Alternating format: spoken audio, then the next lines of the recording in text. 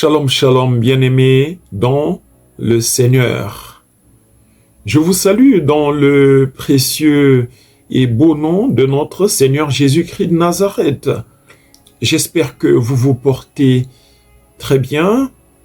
Quant à moi, je vais super bien par la bonne grâce du Seigneur. C'est le prophète don de Dieu, Francis Mathiona, votre frère, le serviteur de l'Éternel Dieu. Et dans ces 3 vidéos, parce que j'en ferai 3, dont celle-ci est la toute première, je parlerai d'un sujet d'actualité qui est à la base biblique, mais qui est très controversé aussi, qui suscite la divergence des points de vue. Il y a des pour, il y a des contre, il y a même des neutres, ceux qui ne veulent pas avoir des problèmes. Alors, je parlerai au travers de ces vidéos des réclamations des autels et comment y remédier. Donc, les réclamations des autels ou d'hôtels et comment y remédier, comment y faire face. Vous conviendrez avec moi que ces dernières années, de plus en plus, dans les milieux dits chrétiens, on parle des autels, renverser les autels, briser les autels, détruire les autels, etc., briser les réclamations familiales, etc., etc. Voilà. Et je vous avoue que j'ai approfondi la question depuis des années et j'ai étudié profondément la Bible sur ce sujet-là et j'ai eu des expériences personnelles et sur le terrain missionnaire aussi. Et par la grâce du Seigneur, je viens de terminer mon livre qui parle des autels. Des autels. J'ai fait des recherches approfondies. J'ai eu des expériences sur le terrain missionnaire parce que mon épouse et moi, nous avons beaucoup voyagé par la grâce du Seigneur. Le Seigneur nous a envoyés dans des villages, des villes.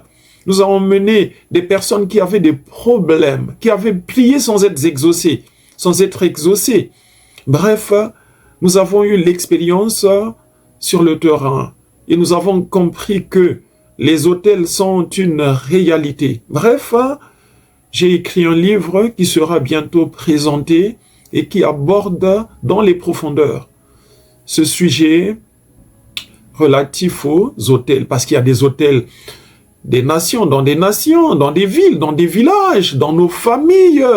Voilà, il y a plusieurs choses à dire sur les autels.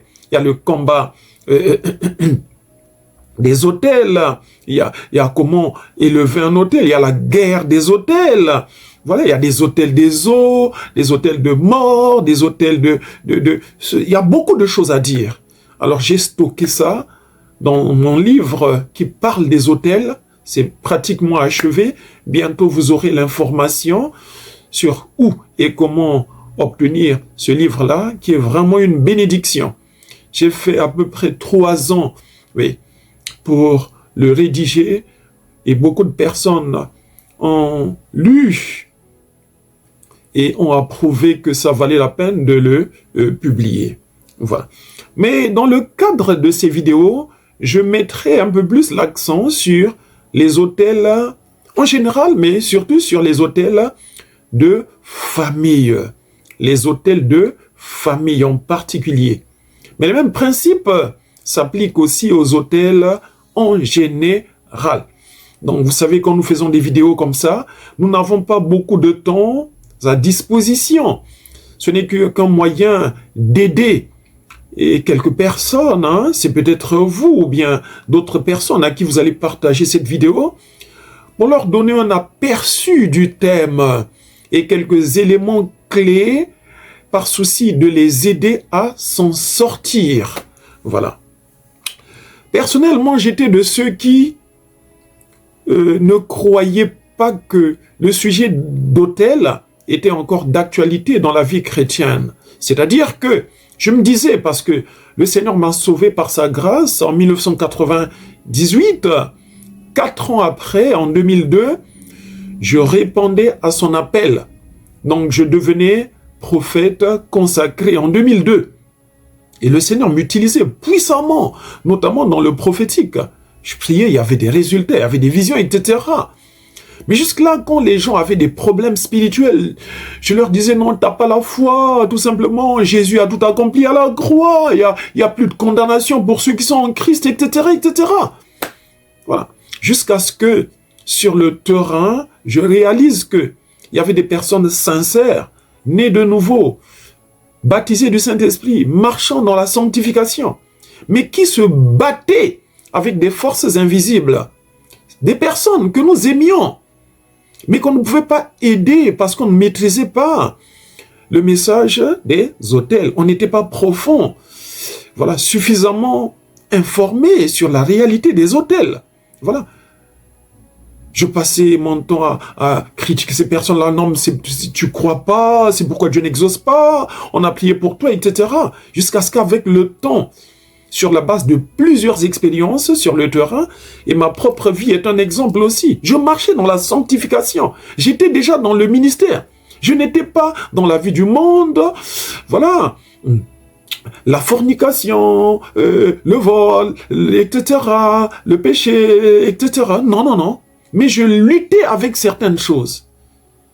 Jusqu'à ce que j'ai la révélation qu'il y avait des autels de famille qui me réclamaient, qui combattaient ma vie, ma destinée. Pourtant, j'étais né de nouveau. Pourtant, j'avais l'onction, Dieu m'utilisait. Pourtant, je marchais dans la sanctification.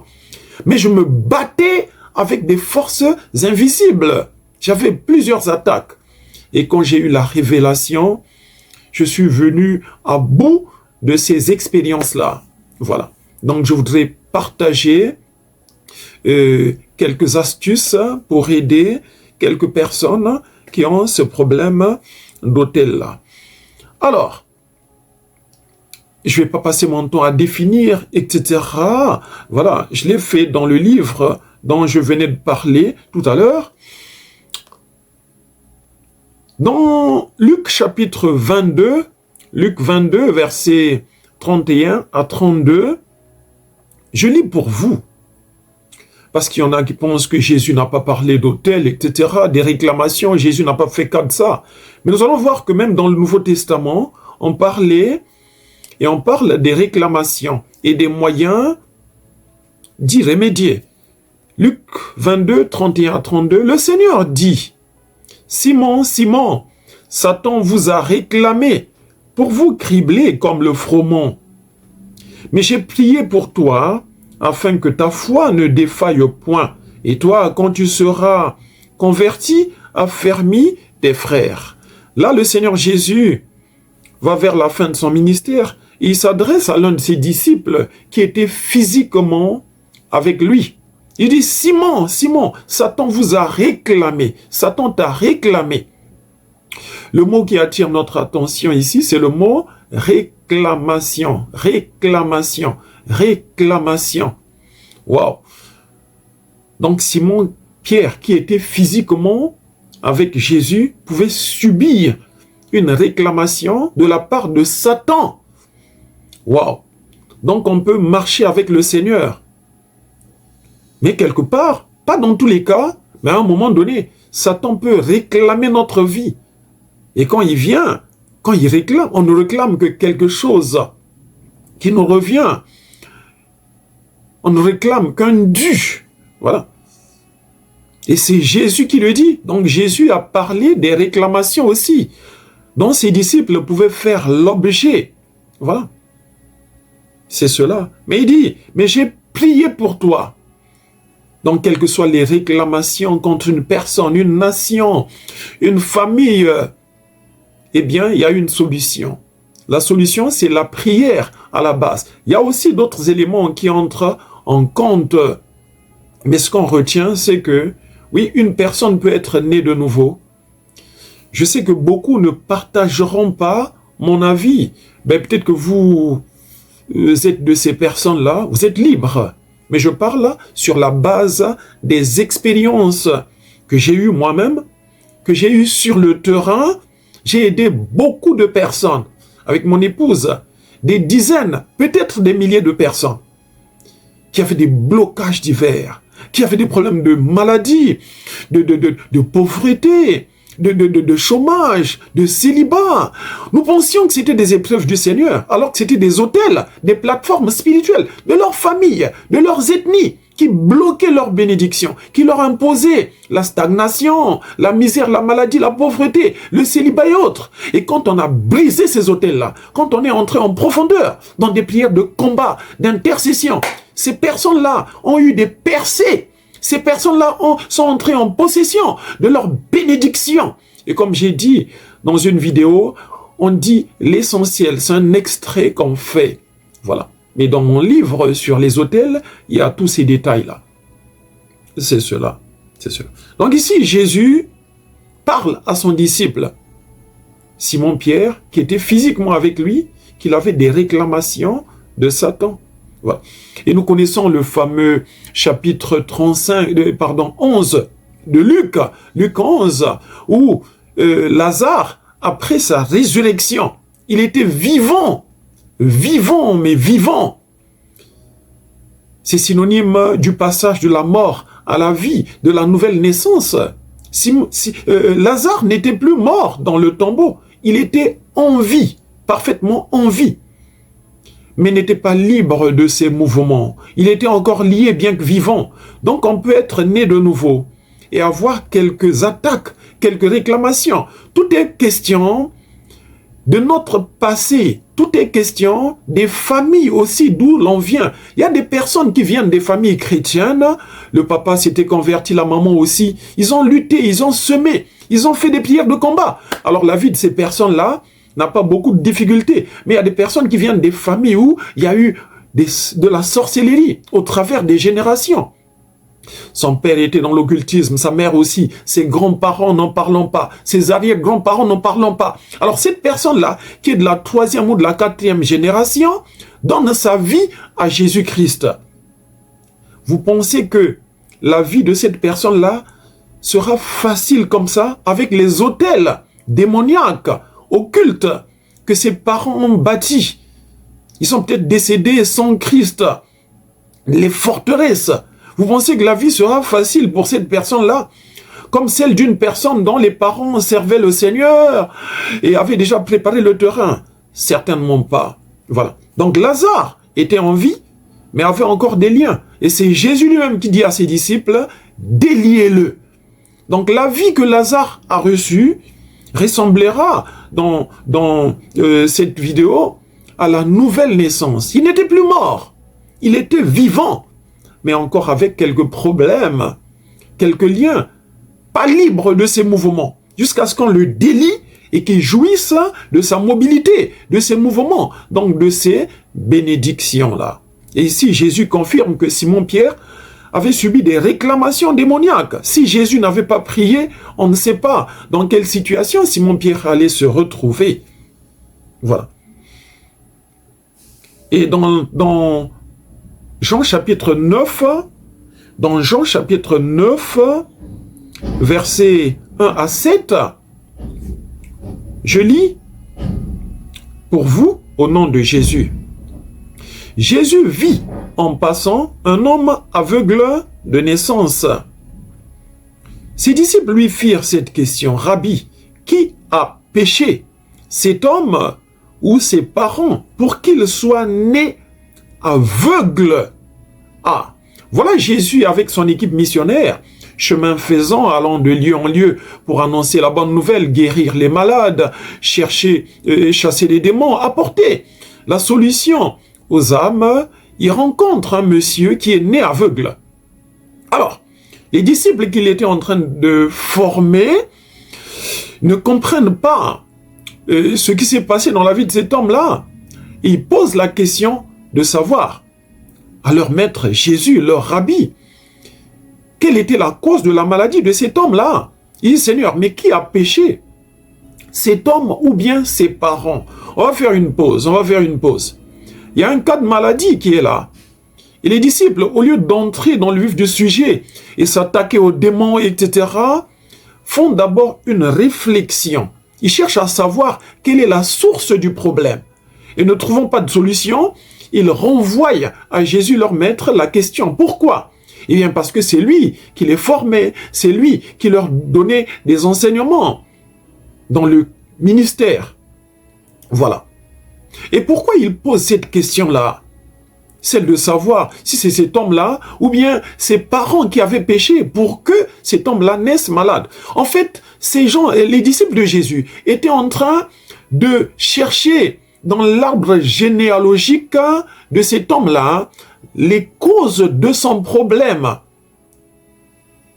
Quelle était la cause? Est-ce que c'était les autels bâtis par ses parents, ses grands-parents, pour que lui, à son tour, ait des problèmes de santé jusqu'à naître aveugle? Mais il y a une chose qui nous interpelle ici. Nous savons tous que Jésus ne ratait pas une seule occasion de corriger ses disciples quand ces derniers étaient dans l'erreur. À une occasion, il leur a dit, mais race de vipères, arrière de moi. Et jusqu'à quand est-ce que je serai avec vous? Jusqu'à quand est-ce que je vous assisterai, je vous soutiendrai? Il voulait se rassurer que ses disciples comprenaient bien les principes du ministère. Voilà. Mais là, nous voyons un Jésus qui ne réprimande pas. Nous voyons un Jésus qui ne corrige pas. Il a corrigé, mais de façon douce. Nous voyons un Jésus qui ne recadre pas. Voilà. Bruyamment. Genre, Simon-Pierre, encore toi. Le monsieur est malade, il est aveugle. Mais tu vas fouiller quoi? Dans la vie de ses parents, etc. Oh, quelle bêtise. Simon-Pierre, encore toi qui parle beaucoup. Tu n'as que des pensées humaines, etc. Jésus ne fait pas de telles réprimandes à ses disciples. Pourquoi? Eh bien, pour moi, la réponse est claire. C'est parce qu'il n'y avait pas matière à corriger. C'est parce que la question posée par les disciples était fondée. Donc, ils avaient compris que quelqu'un pouvait avoir une maladie ou une difficulté quelconque dont la cause se trouve dans les actions posées par les parents, les ancêtres de la personne qui souffre.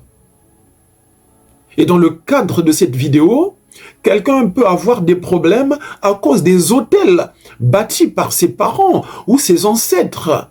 Un autel de sorcellerie, d'occultisme, etc. peut être la cause des difficultés, des ascendants, des enfants, des petits-enfants, etc. Maintenant là, Jésus corrige tout simplement, il recadre le débat. Au verset 3, il est dit ceci. Jésus répondit, ce n'est pas que lui ou ses parents aient péché, mais c'est afin que les œuvres de Dieu soient manifestées en lui. Donc là, Jésus dit, ah tiens, donc vous avez compris que quelqu'un peut avoir des problèmes à cause de ses propres péchés. Voilà. Parce qu'ils avaient dit à la base, qui a péché? Est-ce cet homme lui-même? Donc, si quelqu'un mène une vie de désordre, une vie de péché, eh bien, cela peut ouvrir des portes à l'ennemi qui viendra détruire au moins un domaine de la vie de cette personne-là. Voilà.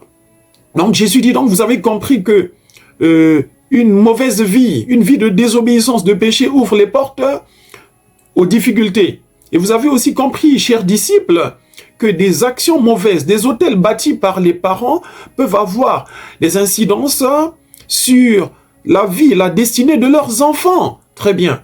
Mais dans ce cas de figure de cet homme-là, donc, qui est né aveugle, eh bien, ça n'a rien à voir. Lui, c'est Dieu lui-même qui avait voulu qu'il naisse aveugle. Et même là, Dieu lui avait réservé un jour de miracle, et c'est ce jour-ci. Ce qui revient à dire qu'il y a certaines situations aussi que nous pouvons traverser, qui n'ont rien à voir avec les autels ou les péchés, mais qui relèvent de la souveraineté de Dieu. Il y a des épreuves dans la vie. L'épreuve a une date d'expiration aussi. Ne mettons pas tout sur le dos des épreuves, dans le compte des épreuves. Voilà. Une jeune personne qui meurt, ben, il n'y a pas de problème. Dieu a donné, Dieu a repris, que la gloire lui revient. une difficulté quelconque, non, c'est la volonté de Dieu, ce sont des épreuves, non. Nous devons discerner quelle est la source du problème et y faire face. Voilà. Donc là, Jésus a conclu que non, ça n'avait rien à voir avec les péchés de cet homme, ni avec les actions posées par ses parents, mais le fait qu'il soit né aveugle était bien la souveraineté de Dieu. Et même là, Dieu lui avait réservé un jour de miracle, et c'était ce jour-là. Parce que par la suite, Jésus fait de la boue, il applique sur les yeux de l'aveugle, et ce dernier voit, recouvre la vue. Voilà. C'est cela. Cependant, il y a beaucoup de personnes qui sont victimes des réclamations, des autels, voilà, de leur famille. C'est cela. Alors, comment découvrir que nous sommes victimes d'une réclamation d'autel? Il y a plusieurs moyens, mais je vais donner une piste très facile. Il y a des réalités difficiles dans chaque famille. Par exemple, il y a des familles où se marier est difficile. C'est-à-dire que vous êtes membre de cette famille-là, vous savez que les mariages sont rares, difficiles chez vous. Voilà. Les filles grandissent, elles sont belles, elles sont intelligentes, mais il n'y a pas de mariage. Ou bien, pour que quelqu'un se marie, alors la personne doit lutter dans la prière. Ce n'est pas facile. Et celles qui parviennent à se marier, ou ceux qui parviennent à se marier, parce qu'il y a les hommes et les femmes qui sont aussi concernés, quelque temps après, c'est le divorce. En tout cas, le défi des personnes, notamment des jeunes personnes dans la famille en question, c'est le mariage. Les personnes font des enfants comme ça, elles vont faire des enfants, elles ramènent à la maison familiale. Si c'est le cas pour vous, ce n'est pas une critique, mais j'expose une source démoniaque. Voilà quoi. Voilà. C'est cela. Son deuxième femme, troisième femme, etc. J'insiste, c'est pas une critique, mais j'élucide quelque chose. J'ouvre les yeux. Et vous savez que quand quelqu'un se marie, se marier n'est pas facile dans la famille en question. Bien, ça peut être un hôtel de célibat qui est là. Il y a d'autres familles où les gens sont très intelligents, mais ils finissent par le chômage. Ils ont des grands diplômes. Mais c'est difficile de trouver quelqu'un qui a un emploi bien, qui a un bon travail, bien rémunéré. Ils ont des grands diplômes. Ils font des petits boulots. Voilà. Qui ne vont pas de pair avec les qualifications qu'ils ont. Voilà. Il y a des familles où les gens meurent jeunes. 40 ans, ils meurent. Ou avant 40 ans. Voilà. Il y a des familles où se marier n'est pas un souci. Mais avoir un enfant, tenir un bébé, c'est un problème. Voilà. Un hôtel de stérilité. Voilà. C'est cela. Il y a beaucoup de réalités. Maintenant, comment reconnaître qu'il y a tel hôtel dans notre famille? C'est très simple. Ouvrez les yeux. À présent que vous connaissez le Seigneur. Et remarquez quelle est la difficulté qui s'impose aux gens. Quel est le souci des personnes en général? Si une personne, 2 personnes, 3 personnes ont déjà été victimes de ce problème-là, de célibat, de pauvreté, de mort, de chômage, de ceci ou cela, alors comprenez qu'il y a cet hôtel-là dans votre famille. Si cela ne vous est pas arrivé, ce n'est qu'une question de temps, à moins que vous ne vous déconnectez par la prière, que vous ne renversez cet hôtel-là, ce n'est qu'une question de temps. L'hôtel de famille vous rattrapera et vous ramènera au point zéro, parce que vous venez de cette famille-là. Voilà. Nous verrons un peu plus tard, dans Juge chapitre 6, comment un jeune leader, nommé Gédéon, malgré les prophéties qu'il avait reçues du Seigneur, qui disait qu'il était le libérateur de son peuple, malgré le fait qu'il ait vu l'ange de l'Éternel face à face, eh bien, la même nuit, Dieu est revenu le voir pour lui dire qu'il devait régler le problème d'autel de son père, faute de quoi il n'allait pas avoir du succès. Voyez-vous, il y a beaucoup de personnes qui ont eu des prophéties dans leur vie, qui ont eu des révélations, mais ces révélations-là ont du mal à s'accomplir. Tout simplement parce que les autels de leur famille, les autels qui parlent contre leur vie, parlent contre l'accomplissement de ces prophéties-là aussi. Il aura fallu que Gédéon, eh bien, renverse l'autel qui était dans la maison de son père, voilà, qui défiait l'accomplissement de ces prophéties. Jusqu'à ce qu'il règle cela, alors les écluses des cieux se sont ouvertes et il est parti au champ de bataille et il a pu accomplir sa destinée. Donc vous pouvez être membre d'une famille où il y a des réalités spirituelles, il y a des difficultés telles que si vous ne priez pas pour vous déconnecter, pour vous séparer, eh bien, vous ne finirez qu'à être victime de ces réalités-là, malheureusement.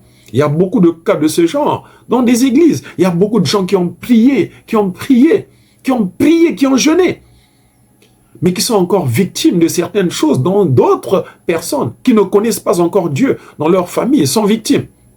Eh bien, ce sont des autels qui réclament les vies de ces gens-là. Voilà. Peut-être que vous, il y a un domaine de votre vie qui est défié par le mal, où vous ne voyez pas trop la main de Dieu. Pensez-vous que c'est toujours une épreuve du Seigneur? Ou bien s'agit-il d'un autel qui combat votre destinée, qui combat ce domaine de votre vie-là?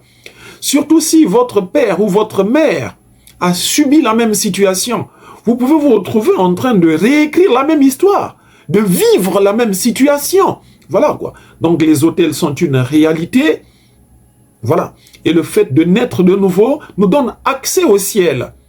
Oui, naître de nouveau fait de nous des enfants de Dieu. Nous irons au ciel le jour où nous quitterons cette terre. Mais attention, vous êtes encore sur terre et il y a des réalités spirituelles ici. Et si vous ne luttez pas pour briser les autels de vos familles, vous risquez de quitter la terre ayant mené une vie frustrée. Et au ciel, Dieu vous dira, mais ta prospérité, tu n'avais pas prié. Pour ton mariage, tu n'avais pas prié pour les enfants. Tu aurais pu jouir de ça. Il y avait des autels de tes grands-parents, de tes parents, contre lesquels tu n'as pas combattu et qui maintenaient ces limitations-là. Mais la volonté de Dieu, c'est que vous puissiez prospérer à tous égards. Voilà. Dans la seconde vidéo, j'irai un peu plus en profondeur pour voir la réalité des autels de famille. Et dans la troisième vidéo, comment y mettre fin. Ce sera tout pour cette première vidéo. Je vous aime beaucoup, que le Seigneur vous bénisse, qu'il continue de se révéler à vous. Shalom.